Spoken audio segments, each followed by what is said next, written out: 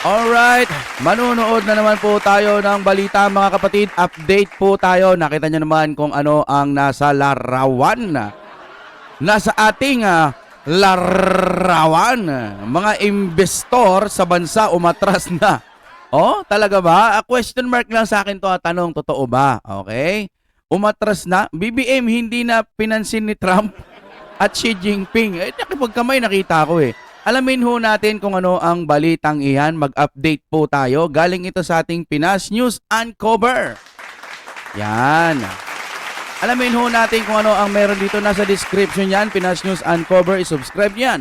Dahil naghahatid po yan ng balita patungkol po sa ating Pilipinas kung mahal. At kung trip nyo naman na may kasamang reaction video, simulan na natin. Kung gusto nyo naman ng mura na at mabilis na internet, nandito na ang Fiber ni Juan. Wow. Maaasahan, kaya tawag na. Baka meron na sa inyong lugar ang Fiber ni Juan. Wow, mabilis na internet at ang mura-mura pa. Okay, i-play na natin anong meron.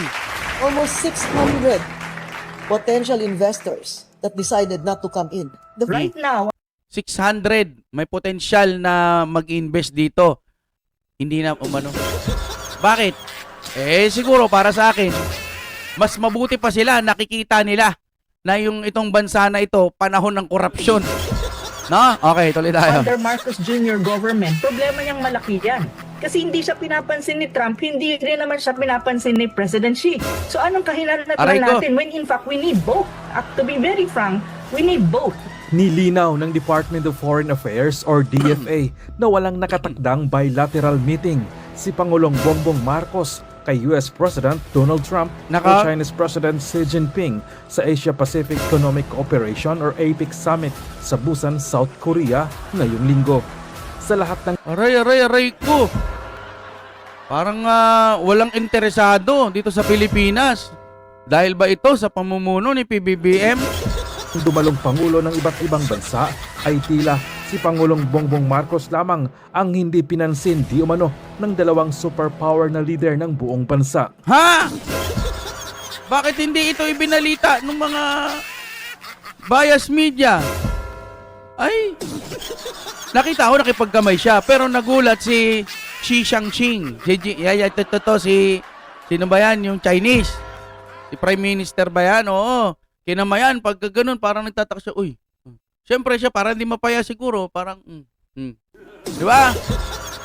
Sino nakapanood nun? Gagi nakakahiya, mamin. Nahiya lang ako para sa Pangulo. Pero dapat pinansin siya kahit konti. No? Ito'y sa kabila ng pagiging puppet ng Pilipinas sa Amerika ay tila deadma lamang ito kay Trump. Mas piniling makipag-dialogue sa China na di hamak namang malaki ang makukuhang pakinabang ni Trump. Matatandaang pinasaringan ni Bongbong Marcos ang China sa katatapos lamang na Asian Summit sa Malaysia at tanging siya lamang ang Pangulo sa naturang summit ang may lakas na loob na kontrahin ng China imbis na makipagpulong para sa ikakaunlad ng ating bansa. Ayan ang nangyayari sa atin ngayon. Atapang atao tas biglang makikipagkamay. No? Ayaw niya sa China, pinasasama sa atin yung China, tapos kumakapit siya doon sa Amerika, magugulat na lang siya, yung dalawa, China at saka Amerika, nagkamayan na. Oh, sino na ngayon kakampi mo? Kasi pag may mga sigalot, mga kapatid, dapat pupuntahan mo yung China, susuyuin mo yung China. Ano bang ginagawa mo sa bansa namin? Bakit maliliit lang po kami? Di ba tulad ng ginawa ni Tatay Digong? At nag-usap sila ng maayos. Ito, walang ginawa kundi magdadadakdak. Aba, mga kapatid, nakita natin noon yon. Walang ibang sinisisi kundi baka yung dating administrasyon may secret meeting, etc. sa dating China. Kaya nanggugulo yung China dito sa Pilipinas. Dapat talagang hindi manggulo ang mga taga-China. Dapat po gumawa ng aksyon kung sino yung pwedeng gumawa ng aksyon. Sino pa bang gagawa ng aksyon kundi ang presidente? Diba? Siya ang pupunta doon. Pag-uusapan, wala kundi puro sisi sa Duterte. May kinalaman dito yung dating administrasyon. Papadumihin ang papadumihin. Si Tatay Digong nung panahon niya, nibihira kong makita na sinisisi yung dating administrasyon. Si Pinoy, parang bihira akong makita o parang wala nga Siguro kung meron, kakatiting o bibihira, hindi madalas. Eh dito wala tayong nakikita, kundi sisi sa Duterte, may China pumasok sa Ganire, binombaan ng tubig ang ating mga Coast Guard. Ang ingay, grabe. Tapos walang ibang sinisisi, kundi baka may kinalaman yung dating Duterte, imbestigahan. Imbis na yun ang unahin dapat, makipag-ugnayan ka doon po sa China. Hindi yung paparinggan mo yung China, sasabihin mo kakampi yung Amerika, parang yumayakap ka sa Amerika. Parang gusto mong tablahin si China dahil nga sa ginagawa nila. Tama nga naman. Pero ang pinaka-the best, harapin mo ang China at kausapin ano ba ang problema, anong dapat gawin. Hindi yung ang tunog lagi ng mga balita, panay sisi sa Duterte. Eh ngayon, ganyan na ang nangyari. O paano na? Paano na ngayon? Eh magkasundo pala ang Amerika at China. Tapos magsasalita ka ng kung ano-ano. Eh wala ka na magawa. Nakipagkamay ka, hindi parang kinain mo na rin yung sariling dumi mo sa kuko. Ay nako. Tapos ngayon no, parang bukod sa nakipagkamay, eh parang hindi siya pinapansin. Parang, ay wala to. Hayaan mo yan, huwag niyo ano yun. Parang ganun ba nangyari? Kung hindi pa magtatagpo, magtutugma, o hindi pa talaga siya kakalabitin, or, oy, presidente, gano'n, no? Yung Duterte, ginagalang talaga ng mga iba't ibang leader noon. Di ba? Nakikipagkamay. Strong leader, di ba? Noong mga panahon na si Duterte ang ang Pangulo, eh ngayon, parang madalas ko pa nababalitaan bumibisita pa kay BP Sara yung ibang mga leader, no? Kay BP Sara pa, hindi sa kanya. Sa lumilipat sa ibang bansa, may pledges na mga pangako na mag-i-invest sa Pilipinas na magpasa hanggang ngayon, wala pa. Oh, dagdagan mo pa yung binenta yung mga gold na hindi natin alam kung ano nang nangyari. Tuloy natin ha. Samantala, daan-daang investor na sana'y magtatayo ng negosyo sa ating bansa ay ayaw na di umayong tumuloy sa kabila ng lumalalang korupsyon sa kasalukuyang Marcos administration. Aray, hindi nyo talaga mapagtatakpan yung mga nangyayari. Kahit sabihin niyo umuunlad na ang ekonomiya, sabi ni Manang Claire, tas biglang tulungan nyo ang Pangulo para umangat ang ekonomiya. Sarili niya, kontra niya no? Tapos ngayon, ganito nangyayari. Ayaw na ng mga iba. Kasalanan na naman ng Duterte. Kasalanan ng Duterte kasi dati ganito, ganyan. Nadadamay ang Marcos, no? Baka lang naman, maging ganun na naman. Kasi wala ho kayong ginawa sa administrasyon ninyo. Mas madalas naming nakikita na sinisiraan ng mga Duterte. Yung mga kakampwet, iba yung kakamping ka kasi may mga kakamping na mga matitino Yung mga kakampwet, wala silang ginawa ngayon dyan sa loob, kundi sipsipin ang mga dumi ng mga daliri ng mga leader. Ayaw nilang mga magsalita. Ayaw nila ng Marcos resign. Kasi malilintikan naman sila sa Duterte. Hindi na nila alam kung saan sila pupunta. Mahirap maging kakampwet ngayon. Mahirap. Almost 600 potential investors that decided not to come in. The foreign investors don't want to get embroiled in this kind of thing. They'd rather go to some other place Nako. where they feel a sense of security, where they feel they can do business in peace and not have to face from all levels, from the barangays all the way up to the cabinet and maybe even the president. Who knows? We don't know. As I said, I cannot pass judgment. But the mere fact that we're kulelat already is a statement in itself. And the Saklap. bankers know this. You know, we have what, 38 or almost 40 billion in overseas workers' remittances, and all that's just gonna get stolen.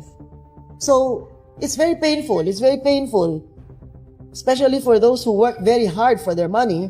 It's very painful to see all of these stare at them in the face. And not just the crime itself is one thing. The fact that to this day there are really no culprits punished or caught, there's still a slew of denial, and that's, like throwing salt into the wound. Oy saglit lang ha. Magpapasko na ha. Wala pa rin nakukulong, buti pa yung mga nagrally. May mga nadakip. Inaresto. Pero yung mga pinaglalaban, may korupsyon, may korupsyon. May korupsyon, yung pa yung inaresto. Yung mga nagrarally, baka may mga nanggulungan naman. Pero yung mga magnanakaw sa gobyerno, magpasa hanggang ngayon, niluluto pa. Baka gusto pang baliktarin. Nakakalungkot itong Pilipinas, mga kapatid. Huwag po kayong maliligaw ng paniniwala. Right now, under Marcos Jr. government, problema niyang malaki yan. Kasi hindi siya pinapansin ni Trump, hindi rin naman siya pinapansin ni President Xi. So anong kahinatnan natin when in fact we need both? To be very frank, we need both. Basta yun na yun. Matagal-tagal na rin. Prof, ang update ngayon, kasi unahin muna natin itong sa APEC, no? At nag-usap ang US at saka ang China. Ayan. Oo. Di ba ito yung sabi magkalaban sila pero nagbibigayan ng magandang mga salita nitong mga ano bang basa mo rito, Prof? And nasaan yung Pilipinas sa equation? Kasi ang mahalaga yung ating interest po sa ating bansa. Yun na nga ang sinasabi kong matagal na lagi, 'di ba? I think mula nang mag-start akong mag-guesting sa inyo, palagi ko nang ini-emphasize na when you talk about our relationship with superpowers, kasi ngayon si China is a superpower already. Kailangan natin laging isipin kung asan tayo nakaposisyon, kung dapat nasa gitna ka. Kumbaga, maganda ang relasyon mo sa dalawa, may neutrality ka, para mabilis mag-maneuver. If in any case, may tinatawag kang recalibration ng relationship ng mga superpowers, ng dalawang superpowers at the moment. Kasi as we can see, the competition and rivalry of the two superpowers, hindi naman yan mawawala.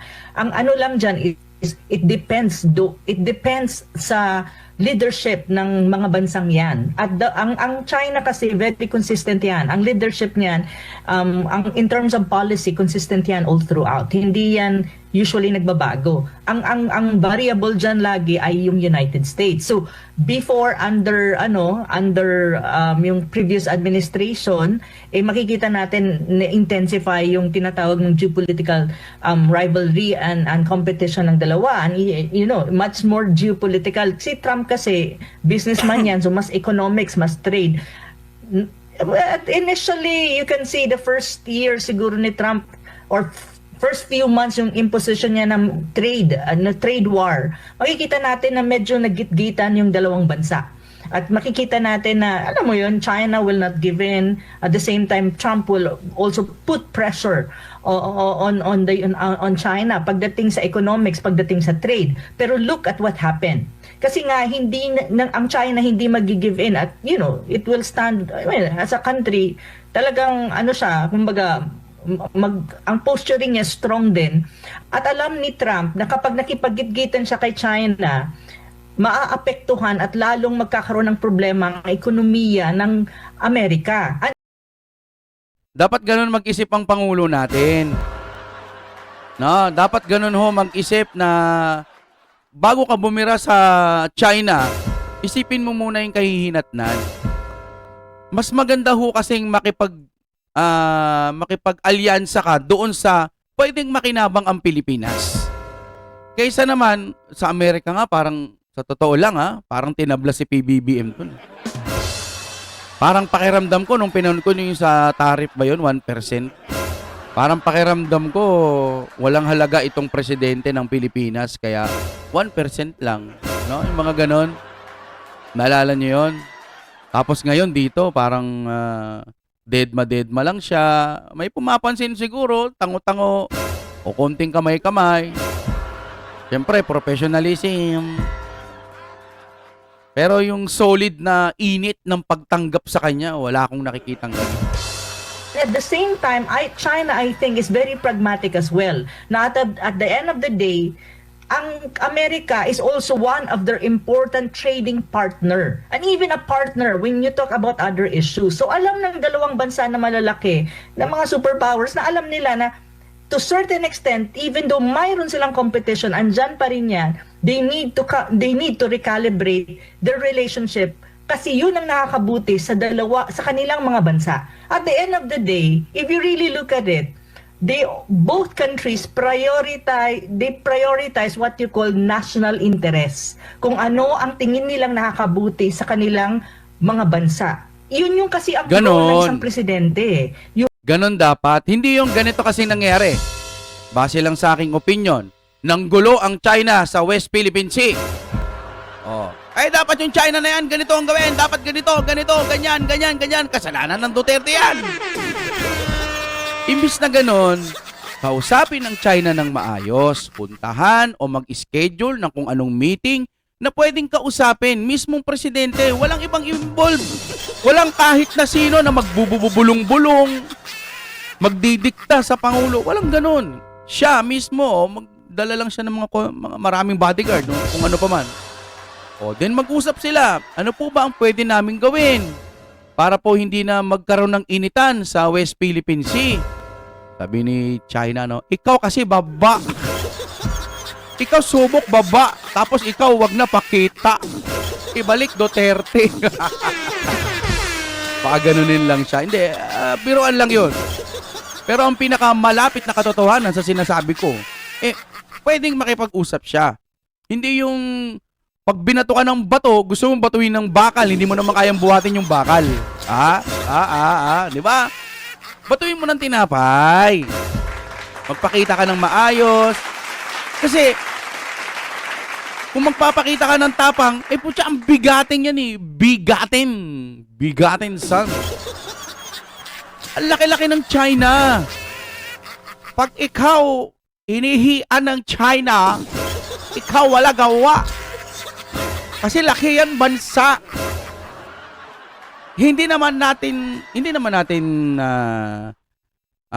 kinukonsinte yung ginagawa nila sa West Philippine Sea. Masama, pangit talaga yon. Pero ang pinakamas maiging gawin, kausapin, diba? Wala naman nadadaan sa sigawan kayo ng sigawan, sisi-sisi. Di lalo lumalala yung tensyon. Ano ba ngayon ang seguridad natin o paano tayo nakakasigurado na itong Pilipinas kapag binomba tayo ng China, sa tingin nyo ba tutulong ang US? Gayong nakita natin na nagkakamayan sila. Tayo wag dapat hindi tanga. Kasi kung tayo tanga, tayo yari China. Tayo hindi tanggol China. Hindi tayo tanggol China kasi ayaw natin China yung gawa nila doon sa West Philippine Sea. Ayaw natin yung sila hindi usap China. Di ba? Kausapin lang. Yun lang po. Kesa ayan, ganyan ang nangyayari. Kita mo, ang dami palang problema ng Pilipinas. Marami. Huwag niyong unahin yung Dolomite Beach. Ano bang gusto niyo? Usapang Dolomite Beach. Ano bang gusto niyong gawin sa Dolomite Beach? Ibalik yung mga basura. Kasi hindi nakakabuti. Ganon. Kasi nga, pag binalik yung mga basura doon, mas masaya ba? Para sa akin, bobo lang yung gustong paimbestigahan yung Dolomite Beach. Para lang ho sa akin, kabobohan ho yung planong ganun. Kasi, pwede naman, sige, imbestigahan nyo yan. Pero unahin ninyo yung mga bilyones. Bilyones. 200 billion, hundreds of billion. Ulit-ulit tayo dito. Ulit-ulit na lang, ha? Wow! Yun, dapat ho ang unahin, di ba? Nakita mo na, nagbabaa na sa Metro Manila. Dapat paimbestigahan. Ang unahin nyo pa ba, Davao City? Davao City, ang ganda-ganda. Loko-loko lang ang gagawa nun. Paimbestigahan mo, ang ganda-ganda ng Davao City. Oo, may mga billion siguro doon na mga pondo. Pero nakikita mo, meron eh. May naipatayo eh. It's a Pilipinas Ghost Project. Itong mga nangyayari sa ating bansa, nakikita ko lang, nalalaman siguro to ng mga leader ng iba't ibang bansa. Kaya dito sa Pilipinas, ayaw na nilang mag-invest. Baka kasi gawing corrupt. have to protect the national interest and what is good for your country. And you can see it in Trump and President Xi. Kaya kung titignan mo, may recalibration ng kanilang tinatawag mong relationship. From very antagonistic ngayon, nagkakaroon ng tinatawag mong normalcy. To the point na I think on April of next week, Trump will be visiting China, Beijing, showing na ito yung fruit ng aming recalibration at saka magandang pag-uusap na nangyari ngayon sa APEC. Now, asa ng Pilipinas dyan? Yun yung sinasabi natin lagi, di ba? From the start, siguro ako nag-guesting sa SMNI, na the Philippines as a small country, you need to learn how to navigate your relationship with two superpowers na dapat hindi ka gigit na or hindi ka maglilin toward one. Dapat, tawag nito, wise enough that you will have room for maneuvers at hindi ka perceive ng isa sa kanila na kaaway or adversary para maprotektahan mo ang sarili mong national interest. So, right now, under Marcos Jr. government, problema niyang malaki yan. Kasi hindi siya pinapansin ni Trump, hindi rin naman siya pinapansin ni President Xi. So, anong kahinatnan natin when in fact we need both? To be very frank, we need both. We need to have good relation with China, especially on the trade and economic part. Of course, we have to have a good relation with our traditional ally and recalibrate as well our relationship with the United States that this relationship will not antagonize China kasi dapat nasa gitna ka nga. So ito yung problema ni President Marcos Jr. at the moment. Kasi itong dalawang bansa may tinatawag kang warming up, normalcy ng relationship. May factors within the Philippines Ay, shoutout kay Kuya. that is affecting yung kahinaan ng piso. At ang nakikita ko dyan na number one na explanation at mark is yun sa issue nga ng graft and corruption. Kumbaga, ngayon yung graft and corruption na yan, yung sa flood control at sa iba pang mga korupsyon, nararamdaman na yan sa ekonomiya. Oo, kasi nga 59 yung naging 59 yung dollar nung kailan, no? Ngayon kaya ba 59 pa rin yung dollar? Hindi yun natin kasi alam eh. Pero yang nangyayari kasi sa flood control at iba pang mga corruption na lumulobo ngayon, BHP to peso, ano ba? Dollar to peso, 58.69. Grabe, laki. Wala ganyan eh. Yung mga nakikita natin problema dito sa ating bansa, malamang balitang-balita na yan sa iba, no? Yung pagpapakulong nila kay Tatay Digong, alam na rin siguro yan ng mga taga-ibang bansa. Kasi nag-trending si Tatay Digong dahil nung panahon niya, di ba, balita sa iba't ibang bansa na, yung may magandang leader ngayon ng Pilipinas. Itong si PBBM kasi, BBM. Nandun ka na sa magandang kakampi mo, sir. Nandun ka na kay BP Sara. Pagkakataon na sanang malinis ang pangalan ninyo. Okay na sana. Alam nyo, ramdam nyo rin na ayaw na ng tao sa inyo eh. Kasi, yung dinisable nyo yung tawa, yung emoticon sa Facebook, kasi alam nyo marami yun, kaya dinisable. May mga trolls din na iisang araw lang yung ginawa yung Facebook. May mga ganun sila eh. Kaya nakakatuwa. May nakita ko sa Facebook ganun eh. Iisa lang ho yung kanilang date ng ginawa yung Facebook. Tapos, nagko-comment sila doon ng magaganda kay PBBM. Ang tawag doon, nagkataon lang. Tanong lang po, ano nangyari doon? Walang mangyayaring maganda sa ating bansa kung sinusuportahan nyo din kasi itong mga tiwali sa gobyerno. Huwag na ho tayong magpabayad mga sir. No hate naman sa inyo, naiintindihan naman ho natin yan kung ba't nyo ginagawa. Pero uulitin ko, huwag kayong magpipraise the Lord o thank God for the blessing. Kasi alam nyong galing yan sa masamang kamay. Oh my God, we're back again.